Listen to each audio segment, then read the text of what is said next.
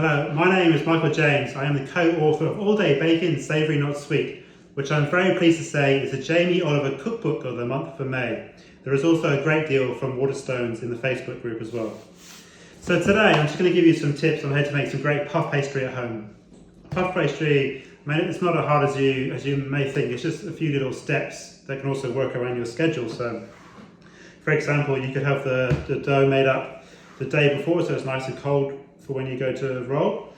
And also the butter sheet, which is the standard block of butter, 250 grams, that's softened and left out, and it's rolled into a sheet, about 4 or 5 mils thick in thickness in between two pieces of paper. So yeah, you can do that the day before or the night before. So what's important, so what we're doing with puff pastry is we're building up layers of butter and dough, butter, dough, butter, dough. And it's very important, the most important thing is to keep the butter nice and cold in between all the steps, whether it's a sheet or folding or when you go to do a final roll. Make sure that the dough is still really cold, because what gives you the lift is the evaporation of water from the butter. That gives you the lift in the puff pastry. So you can see here, for example, the butter's jumped up, or the water's jumped up, so it's giving you lots of layers. So what I've got here, so there's many different recipes in this book. There's a whole wheat version, there's a rye, and there's a plain flour version. So this is the whole wheat version, which is here. So I've rolled it out to 40 by 20 centimeters. And what I've got here, so this is important. So the butter is just softened a little bit, so I can use it in the actual in the dough, so I can roll it out fairly easy. If it's too hard, it will crack and shatter. If it's too soft, it melts into the dough, so you don't get a nice puffiness or lots of nice layers. So just a little bit of flour onto the butter sheet. And flour on the other side. And then, so what we're doing now, we're just going to encase the butter into the dough. Just fold it up top and bottom. Just pinch in the middle. So you can see here now, so we've incorporated the butter. So we'll do a total of 4 single folds.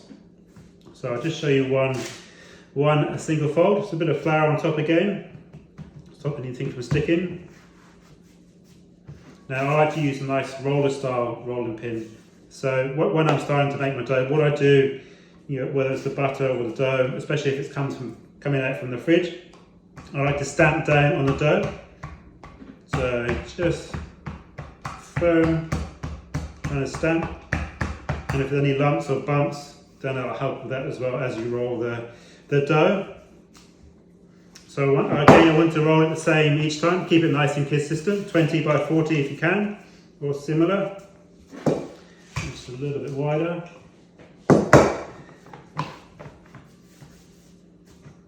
So roll nice and even.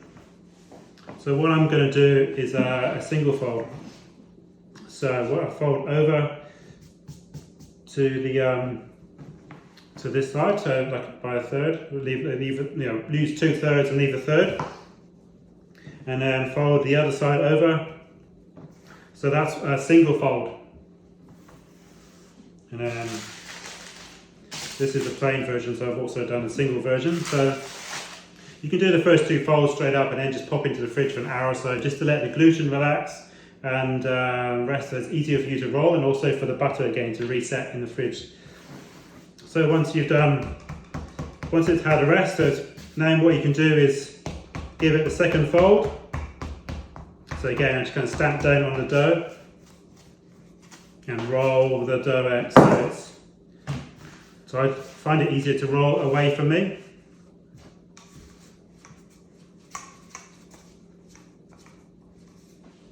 And a little bit wider.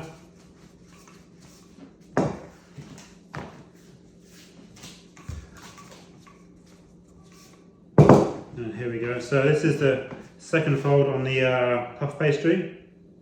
So I bring the dough up, over, and I'm going to leave enough room so I can fold over, so I encase it. So building up lots of layers in the dough. and then just stamp down. And what I can do is pop that into the fridge. So what I do, I like to keep it, try and use less plastic as possible. So I just wrap it in the greaseproof. You can do that. Also, I use beeswax as well, which is brilliant for keeping the dough from drying out. So you can just wrap it up and then pop it into your fridge. And we'll let that rest for an hour or so. So once you've done your 4 single folds, give the dough a rest for at least 3 to 4 hours, or at least overnight. This lets the dough relax, and also for the butter to kind of reset and to stay nicely layered up in the dough in the puff pastry. So I've got a dough sheet here that I just rolled out. So this could be used for anything. There's lots of recipes for this in the book. You know, you can use it for sausage rolls or pie lids, or just simple tarts if you any leftovers in the fridge. And again, roll out some pastry, bang some roasted vegetables on top, and you've got dinner. Just bake it, and yeah, it's simple, quick, easy dinner. So with the thing that I do on my pastry, on my top, I egg wash it as well. So it's an egg, 1 egg yolk, 1 egg, whole egg, a pinch of salt and a splash of milk. There's even a recipe for this in the book. So egg wash helps to give it a nice, beautiful, shiny, golden finish as well, and a nice flaky kind of textured crust on the outside. So just brush the outside that's exposed. If I'm going to do a tart or a galette, or of the sausage rolls or a pie lid, so just brush the pastry, and then that helps to give you this beautiful finish. So it gives a nice colour and shine inside. So I hope you enjoy baking from All Day Baking, and have lots of fun with it. Thank you very much.